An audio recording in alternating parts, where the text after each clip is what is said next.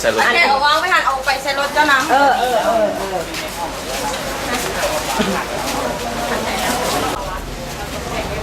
ไปทำดูข้าวต้มแตกอะไรอันนี้ใส่ถั่วข้าวต้มแตกเบอร์ถั่วแม่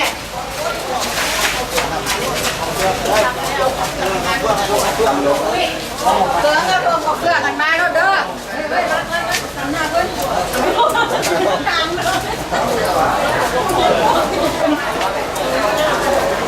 ออกไปแค่อยู่แกงทางให้คนเอาลงไปขึ้นก่อนได้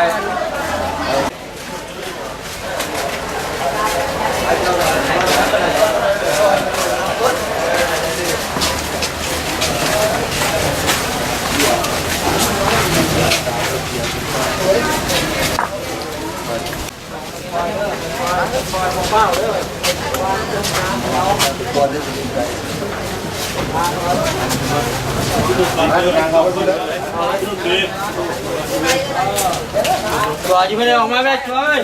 ออกมาเลยขึ้นรถเลย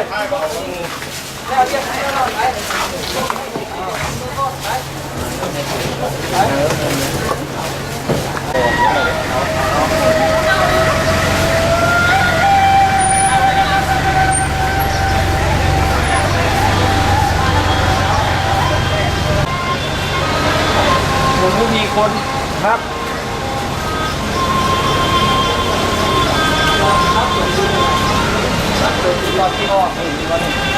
2286นี่นะรถไทย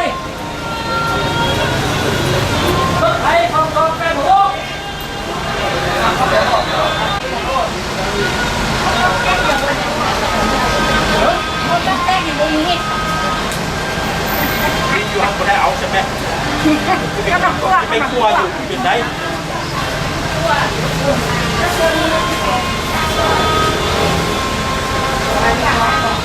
ของเขานี่แหละเกี่ยวไปเนี่ย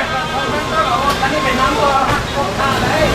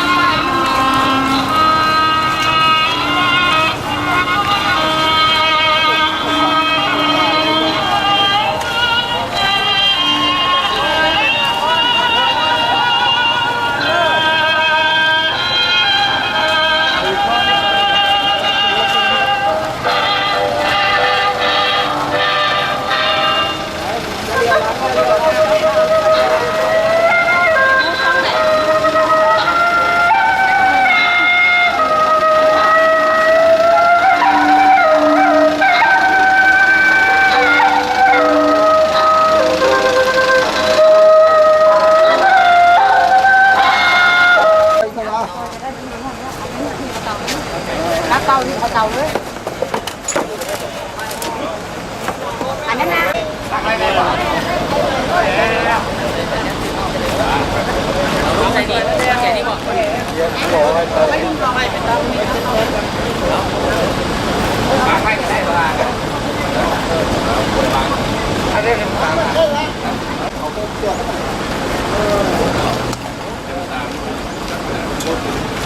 สวยสวย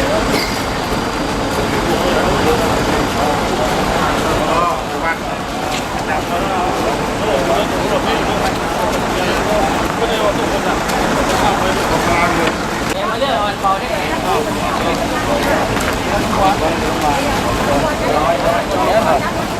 ก็จะอ่านว่าจะทำให้ว่าเข้าตามทีเด้อแม่นั่นรอบแม่รับตาสงสารแกเจ็บตายไปแล้วเจ้าจะสู้ห่วงสู้ใหญ่น้ำลูกน้ำเต้าทั้งหลังเด้อปล่อยห่วงให้ใหญ่น้ำอย่างเงิดเต้าเบิดแย้งกันเองพี่น้องที่เบิ่งที่แย้งที่เล่าที่ว่ากันให้เจ้าไปด้วยความรักไปเจ้าบอกแล้วว่านักโตไปหน้าคอยตั้งใจเ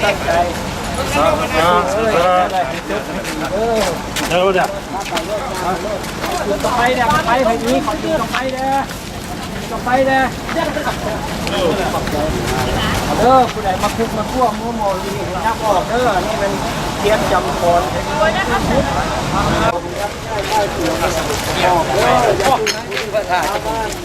ได้ที่นี่ชุดนับเลขบุตรมาวันนี้เพิ่นแค่จำเอาเด้อก่อนเรามาจำเอาแล้วหนึ่งเด้อระวังเอาตามก่อนหนึ่งได้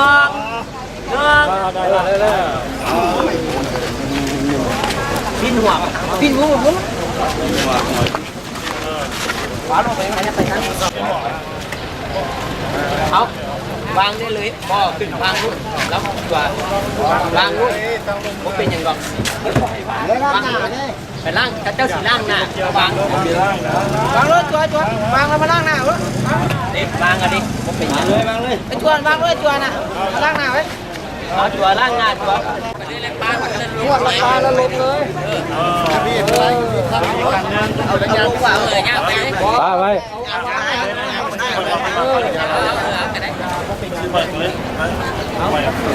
เอาแม่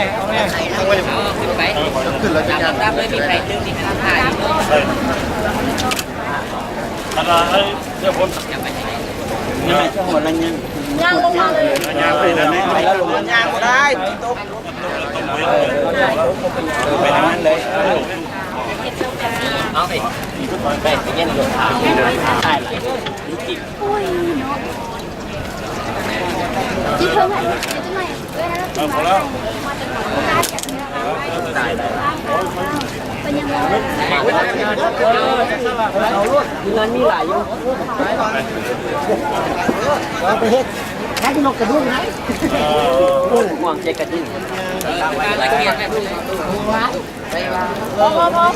มาต้องมดก็ได้เอาด้านไว้คืนเดย์หลายคนทางมันลงกันไหมเข้าก็ได้ยังตู้ไปทางไว้เงินตองได้แล้วท่านน่ะเอาตัวบะไม้ขึ้นเบิร์ดเนี่ยไปครับมันมดอะไรโอ้มีการทำหรอคะ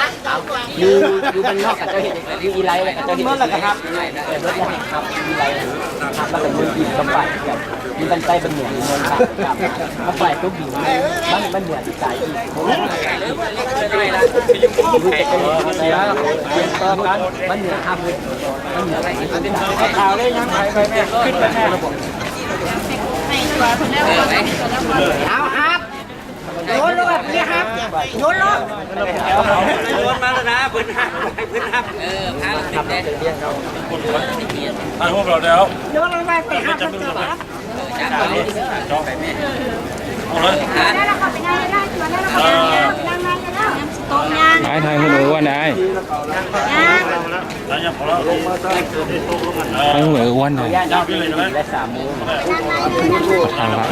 มาเป็นสะพานลับ ตุ๊กเลยครับตุ๊กกับหัวเรือ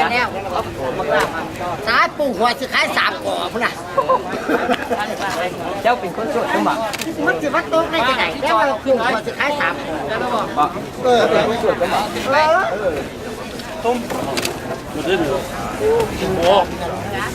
กะทิลงมาเลยเดี๋ยวจะอะไรวะพ่อ